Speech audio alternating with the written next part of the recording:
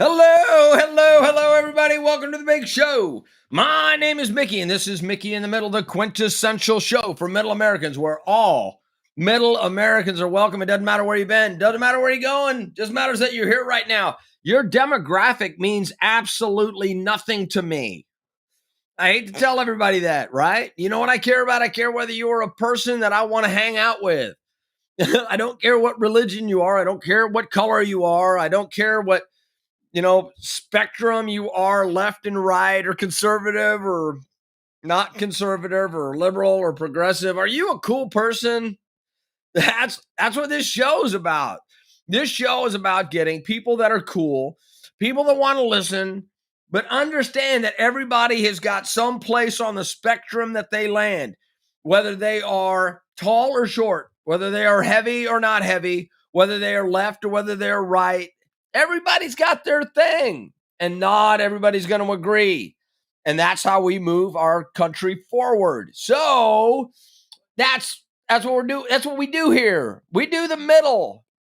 We do I showed everybody this chart the other day. That's where I am in the middle, left to right. I am dead center, and I'm a little bit below. I'm below authoritarian and towards the liberal part. So I'm dead center, left and right, and I am low on authority but high on freedom. That's the way that I roll. So without further ado, yesterday we talked about being enemies. And obviously, I don't want to be anybody's enemy unless I absolutely have to be. And I don't want to be, but I will. But the number one thing is I try to be as liberal and thoughtful as possible. So without further ado, let's be thoughtful and considerate and go to the comments and do the Mickey in the Middle comment Olympics like we do all the time. Congratulations to Carolyn Greggs Ledger. First one on today. She is on an absolute roll. I think that she lives really close, and she is being the first one that is getting notified that I'm going on the air. So congratulations, Carolyn Gold Medal, Greggs Ledger. That is absolutely awesome. And then down in Arizona, there's Dawn Ledger. Congratulations, Dawn, on another silver medal. You have been racking out the silver medals. And as a male representative that gets into the top three on a regular basis, I can only say thank you very much. Greatly appreciate you dragging the rest of us guys along. And then Darla Joe Stewart Bennett, the best 4-word name on our comments by far. Darla, congratulations. You are again in the top three. So you are the bronze medal winner. Congratulations, Darla. That is awesome. So, all right. So, for those of you who do not know, I just came from Chili's on a motorcycle at high speed because I was watching the ball game at Chili's with a couple of friends of mine. And I was like, hey, what time is it? And they were like, it's 9:15. And I was like, oh my gosh, I got to go. So I ran outside and jumped on my motorcycle. And I'm not saying how long it took me to get from Jacksonville, Arkansas to my house, but it was amazing how you can do the speed limit and get where you're going in the time that I did. So it was totally awesome. So that color shirt looks good on me. Thank you very much. This is Cypress Creek Golf Course. Orange is also the color of Oklahoma State University, which is the Cowpokes, which my daughter went and got an undergraduate degree in chemical engineering there. And now she is in med school at the Oklahoma State University School, their College of Osteopathic Medicine. So whoop, whoop. There you go, orange. Thank you very much. I do like the way the orange looks on me. Thank you very much. I appreciate that. So, and then Steve Hayes. Steve Hayes is down there in Florida, and I'm just want to let everybody know that guy's a patriot. He's a dad. He's a great dad. He's also a good friend. So, hey to Steve down there. Sorry you didn't finish on the podium, brother, but there you go. All right, so today we're talking about the land of opportunity. Yesterday, we talked about being enemies and how we're not enemies. If you live in the United States of America, you're not anybody that's in the United States of America's enemy. No. Matter of fact, we're just the opposite. We're collaborators in the world's greatest experiment on democracy and how a republic runs. And we have a representative democracy where we send people that represent us to a common good, but the republic comes in because there are 50 different states. So each state is its own entity. I want you to think about this. Hawaii was its own entity before it became part of the United States. Alaska, its own entity prior to becoming a state and being sold to the United States of America. The Louisiana Purchase was one great big huge purchase all the way from the Gulf of Mexico all the way up to Canada. And then the states had to establish themselves, and then they had to apply to become part of the United States of America. So you don't think that, please don't think of the United States as the United State, because it's not the United State, it is the United States. That's plural. Here's why this is important. Because there's no enemy among us. We all signed on the dotted line to become part of the same great experiment, the same great democratic republic representative government that guarantees individual rights not only to the individual but also to the states. Right in here. And this is, I'm getting to opportunity in just a second, right? Right in here, Article 10, which is Article 10X, right, says the Congress, oh, wait a minute, that's 5. Sorry about that. Amendment 1, 2, 3, 4, 5, 6, 7, 8, 9, 10. The powers not delegated to the United States by the Constitution, nor prohibited by it to the states, are reserved to the states respectively or to the people. Why is that important? Because we know that the states are 50 individual states, that California is going to be different than Arkansas, that Arkansas is going to be different than Mississippi, that Mississippi can beat Arkansas last night in the College World Series, but tonight Arkansas is going to beat the crap out of Auburn, which isn't really even a state school, although it's a state school, right? So Arkansas is going to go, but those are not the same states. That means that Georgia gets to do things different than Alabama, which gets to do different things differently than New York and New Hampshire and Maine and everywhere else. We're not enemies. We're all on the same team. We're all going to have different ideas. And inside of the concept that we're not enemies is that we have to deal with each other. And so the question tonight is the United States of America the land of opportunity? Is it the land of opportunity? We have 50 different states with 330 million people. Every single month, 200,000 people cross our southern border to get into the United States of America. Every single year, through legal migration and immigration, another million people come to the United States of America. They are not coming here because we are the land of sucky ass losers. They're not coming here to have their pecker kicked into the dirt. They're not coming here for a handout. They're not coming here to live in poverty. They're not coming here to be separated by gender, separated by race, separated by religion, separated by anything else. They're coming here because this is the land of opportunity. Yesterday, went out and played golf at Cypress Creek Golf Course, which is right here in Cabot, Arkansas, 34 Cypress Creek Drive. They're my favorite golf course. I am a member. I was their first member. I will remain their first member. I'm never quitting them. It is a fantastic course because Ricky knows how to grow grass, and they have got a great layout, and they are just some great people. But when Ricky and Janet started that place, it wasn't a golf course. It was an overgrown field that used to be a golf course that was untended for a year, that somebody had ripped out all of the pumps and somebody had sold all of the equipment. They didn't even have flags for the greens. They didn't have the cups. They didn't have tee boxes. They didn't have the little tee markers. They didn't have anything resembling a cart. They didn't have nothing in the pro shop. They didn't have any refrigerators. They didn't even have a cash register. They had a damn dream. That's all that they had when they showed up. The first week that Ricky was here, Ricky showed up and he was sitting on a green, on a rough mower.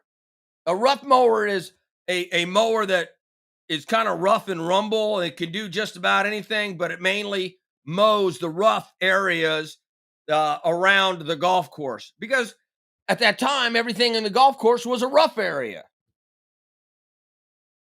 And I showed up and I was like, hey, man, I live around the corner. I'll do anything to get this golf course back to the way that it was 2 years ago.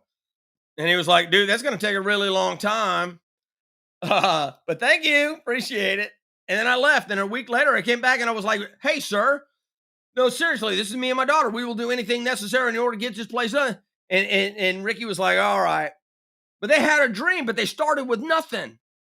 They bought a broken golf course so that they could go and run it, so that they could go make a living, so they can make people happy when they play golf. And now it's one of the best tracks in Arkansas, if not in the United States. I love the first tee. It's got a 30-foot drop down into a valley, little dog leg right. That if you're really, really, really strong, you can get there in one. But if you miss, you're in really, really bad trouble. You probably go from a eagle opportunity to a bogey opportunity. Number 2 is the same way, except it's a dog leg left with a 50-yard or 50-foot drop down into a valley across it's a beautiful course. When I started, I didn't have a pot to piss in. I was one of 5 kids. My dad was an enlisted person in the military. My mom drove a school bus and worked at Walgreens, Walmart, the other wall, one of the wall things, right? But they had clothes on us. We had food in our belly. We always had a pretty okay Christmas. But they looked at me and they told me that I could go do anything that I wanted to. And I was well on my track in that. And then I couldn't find a job, so I joined the United States Air Force. And guess what? I served my country well, but now when I got out of the military, I'm living my dream. I'm starting my own business right now. I'm online. I'm talking to you. I can do anything that I want. I go out there and I work for somebody else. I got a little bit of money. I put it back. I started my own thing. My daughter went to college at one of the best colleges in the United States of America. And she was a girl going into engineering. And now my little girl, because she lives in the United States of America and not a country that oppresses women, which are all over, a country that respects women, believes they're on equal footing, she's now a chemical engineer. So she's got a degree in chemical engineering. And you go, well, women don't do engineering. Well, my daughter does engineering. I got news for you. She can go do the same engineering that everybody else can do. The crazy thing about that is she said that I would like to also go to med school. So now my daughter applied to and was accepted to a medical school. That's right. She's going to be a chemical engineering / doctor of osteopathic medicine. She's bad. I told you about her motorcycle ride. So she's a gun shooting, motorcycle riding, chemical engineer, doctor type person. Where else in the world can you have the opportunities that she has had? Her best friends are also women that also have undergraduate degrees that are also in med school. It doesn't matter what you are. If you would like to be an engineer, if you would like to be a chef, if you would like to be in retail, if you would like to be in real estate, if you would like to be in air conditioning and heating, there are a ton of opportunities in the United States of America for you to make it. You just got to figure out where you fit. This whole idea that America sucks is bullshit. It doesn't suck. It only sucks because somebody told you that it sucks and you are not trying enough. And you go, well, what about the brown people? Well, what about the brown people? I'm going to be totally honest with you. There's not a single person of color that I know that has been a failure. I hang out with very successful people of color. I hang out with very, very successful people that are gay. I hang out with very, very successful people that are of all stereotypes. The best athlete on the street is not white. No. Nor is the best athlete on the street a man. No. Nor is the best athlete on the street over 5 feet tall. No. This is the land of opportunity. She came to the United States and she is making her way through this world as one of the most successful people I know. And she's an incredible human being. And the reason that I bring this up is I don't know what your vision of you is, but I'm not your enemy and I'm not going to stop you from reaching out and reaching up and expanding your horizon so that you can reach any goal that you want. I look at the names that are right here on this comment sheet and I know them and I know how successful they have been in the United States of America. I'll look at Steve Hayes. After he got out of the United States military, he became a test load master. I look at Mark Calcaterra, who after he retired from the United States military, became a man of service to our community. And right now he's the current commandant of the VFW post. I'll look at Carolyn Greg's Ledger, and I would like to know more about her, but I tell you what, right now, from everything that I can see, she's successful. I know that Donna's successful. I know that Darla Jo Stewart Bennett, she worked for a National Basketball Association team, the NBA team. You ever heard of the San Antonio Spurs? Right. She ran all the boards for the Spurs. What goes up on the big board, up on the big boards? And then she was like, hey, you know what? I don't want to do this anymore. So she decided to go get into another career. And she did that extremely well. And then she just started another phase in her life. And I'm going to tell you, it doesn't matter whether you're young or whether you're old, you still have opportunities. I'm 59 years old. I started my business in 2013 when I retired from the United States Air Force. I don't have my business license. I don't have the first one. It's around here somewhere. I started off with $1,000 to open up my business and I saved money and I continue to do it. I've got more DJ gigs this year than I've had in the last 5 years. And I've been turning them down because I've got too many opportunities out there. But I'm also starting a brand new business. Because I'm starting a brand new business, this is a new opportunity for me. So I'm going to focus on that. And I'm like Grandma Moses, the painter, who at the age of 80 years old decided to become a painter. And she was world famous for being one of the world's best painters. And if Grandma Moses can start her career at 80, I certainly can start another career at 60, almost 60, 59. I'm not going to be 60 till October. But this is the land of opportunity. The only thing that's holding you back is an attitude that somebody told you that you can't make it. They go, well, what about the people that are immigrants? Immigrants have more success in the United States because they're not polluted by the idea that there's this overwhelming, they just go, hey, I've got to overcome every single obstacle. It doesn't matter where I'm living. It doesn't matter what my economic status is. It doesn't matter what my gender, my race, my creed, my color, or anything else. I've got to overcome all of those obstacles in the land of opportunity to be successful. Nobody's your enemy in the United States of America. The only thing we're asking people to do is just help people be successful when they're going after their dreams. Be encouraging. Tell them they can do it. Be supportive of them. I buy local whenever I can. I will repeat that. I buy local whenever I can. I recently bought a bow and arrow. They were cheaper online. They were cheaper through Amazon. I found the bow that I wanted and I went down to my local archery store in Sherwood, Arkansas in order to Advantage Archery, whatever the heck it is. I spent $100 more to buy archery equipment from them. Archer's Advantage. That's it. Archer's Advantage. Great place. They also sell boats. Who would figure? But Archer's Advantage in Sherwood, I went there so that I could support somebody's dream locally rather than buying through Amazon. And I want you to think about that. We have to support each other. It doesn't matter whether you're left or whether you're right. You can't want to destroy somebody because they have a different political opinion than you. You got to understand that we live in a representative democracy where we elect people that can go and represent us on a larger scale. There's only 535 people in all of Congress, 435 people in the House of Representatives, 100 people in the Senate.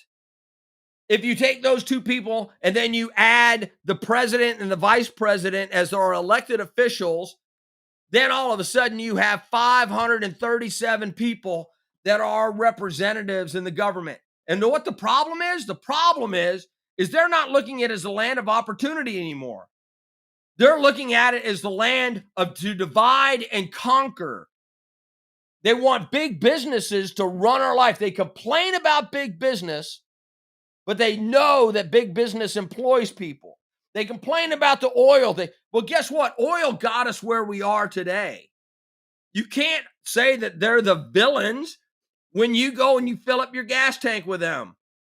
When electric cars have not been invented or they're not prolific enough to get off of that. Everybody's like, well, they're the enemy. They're not the enemy. Oil and gas is not the enemy. They brought us to the dance. Don't spit on them and don't piss on them because for 150 years, they have been the lifeblood of our country. So stop vilifying them. They live within the bounds of the rules that Congress has set. They're not out there breaking the laws. They're not out there breaking environmental laws. If they were, they would be fined by the EPA. They're not out there breaking carbon laws. If they were, they'd be being fined by whoever runs the air component of this. They're providing us gas for all of our vehicles.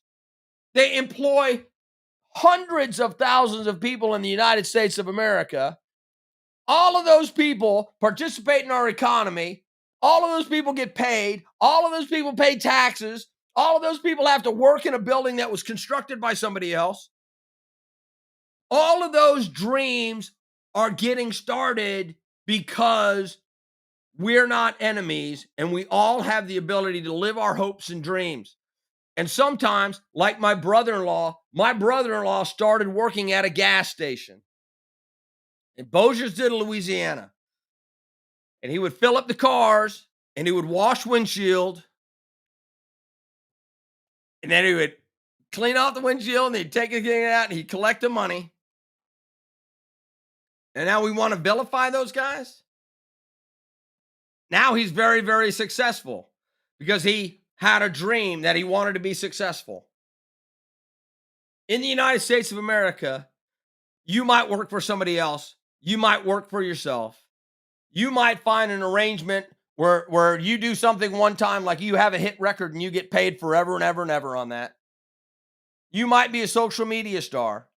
You might just be a grandma, a grandpa. You might just be a mom, a dad. When I say just, you might be a mom or a dad. Just be a quality person and understand that we're not against each other, but this is the land of opportunity. This is where you can go and become whatever you want to become. It doesn't matter whether it's becoming an engineer with a degree in chemical engineering or becoming a nurse or becoming the mayor of our town. He started off as an accountant. Now he's the mayor of our town. It doesn't matter whether you want to be a police officer, whether you want to be in the United States military. Just go find your groove. Go find the education that you need in order to go and get in your groove. Nobody's enemies. We should all be supporting each other, and we should all be telling each other that this is the land of opportunity and where dreams do come true. And I would like you to please share that message with the rest of the world. Share this video because we're all on the same team. And if we make enough dreams come true and give people enough opportunity, there is no way that we can fail as a country. The only thing we can't do is we can't break the system where people are relying on government to give them shit.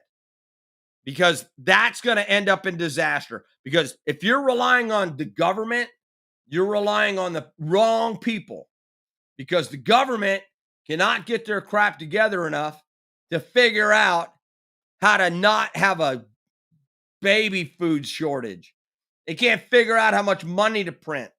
They can't figure out how to stay out of the economy and let businesses work and let economic forces that are natural and have been in place for thousands of years operate.